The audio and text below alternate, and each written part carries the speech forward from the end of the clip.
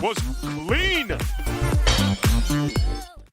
Welcome back to the CRL Spotlight. I'm Andrew Ghai, and I'm here with our CRL West Fall Champions SK. And I want to start with you, Morten. You have not played a 1v1 set all season long. You come out and close things out against Team Liquid. How does it feel to be the champions? I'm sure it feels amazing. I was really confident, even like if I didn't play a 1v1 set yet, because I played quite a lot King of the Hill, and I practiced all this matchup with this deck specific, so I felt confident, and yeah, it worked out. Yeah, so how does it feel as a guy that's been pretty much unstoppable in every set that you've played? I mean, obviously King of the Hill is up and down. You've moved only into the 2v2. You and Sam are quite the duo now. You guys don't really talk a lot on the stand. You guys are, that's kind of what Javi and Sergio told me, is there's very little communication. So how do you guys play that well with literally no words being spoke between one another? So outside the game, we are really good friends, so we know like how each other like works. So on the stage, like always we say before the game, so yeah, if you have more elixir, you play that or I play that. So it's not like we don't communicate a lot. We know what we have to do. So that's like, I think that's where it's so good right now. All right. And now, Javi, I got to talk to you, man. You have shown us some of the best plays we've ever seen in Clash Royale. And you know, in Season 1 with Vivo Keed, people talked about you as being a mid-tier player. You worked really hard. You got them all the way to World Finals. Talk to me a little bit about the evolution that you've had as a player from Season 1 to right now, where I believe you are the best in the world in head-to-head. Well, I think I have to be thankful to Alan and Notorious Ike. They did me a great player and the player that I'm today. I think train with the best players in the world, like Canario, these guys, and the top players in CRL. And I wanted to improve, I think, is the best point to do. Improve, train a lot, and all the time that you can train, do it.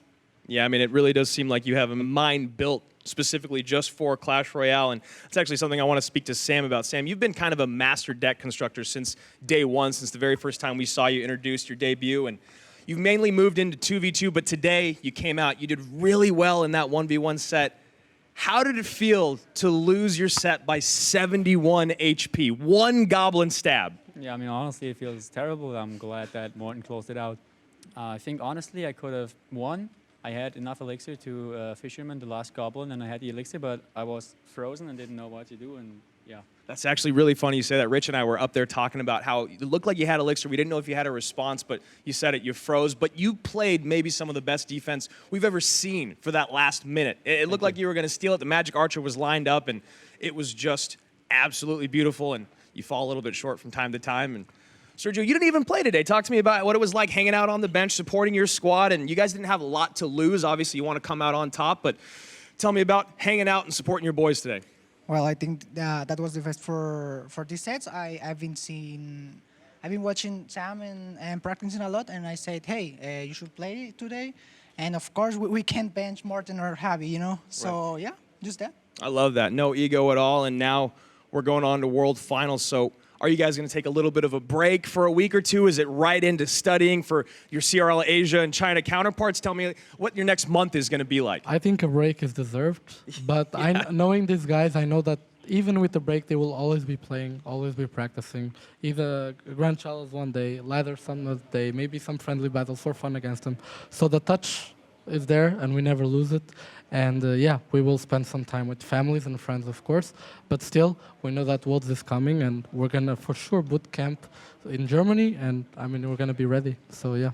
So you went from an ex-pro player, and you moved into a coach. You've been with this squad for 3 seasons. You've been improving the roster for a long time. And what was it like going from Season 1 coming up short, Season 2 coming up short in the spring, and now finally ending out in that first place spot? I think it was a big learning curve for me, because I know how a player feels before a big game or a big match. And I know how a player feels in terms of dedication that they have to put inside the game. So it was a learning curve, even this season, to even trust more these guys, because I literally, they had the freedom to make their own choices a lot of times, and it paid off because they know what they're doing, even more than me a lot of times. So it made sense to not put them boundaries, not tell them what to play, just let them make their own decisions. And from Season 1 to Season 3, I learned a lot of that, because a lot of players have different personalities, and you have to adapt to each one of them. And I think I had different responses. Either I was talking to Sergio or to Morten or to Sam. And I think that it's what I take away the most, and to just trust them. So yeah.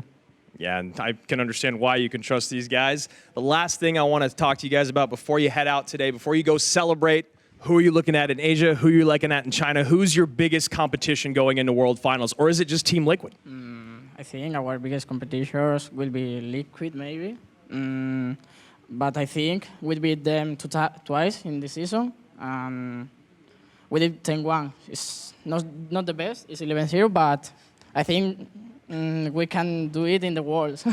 Just more or less. Yeah, you know, just 10 I and think 1. we don't have anything to do a party here because our point is win the Worlds. Yeah, so here we go. World Finals coming your way. I cannot thank you guys enough. Congratulations again on a big-time win. I'm Andrew Ghai, and thanks for stopping by for the CRL Spotlight once again with SK Gaming, the champions of CRL West, and we will see you at World Finals.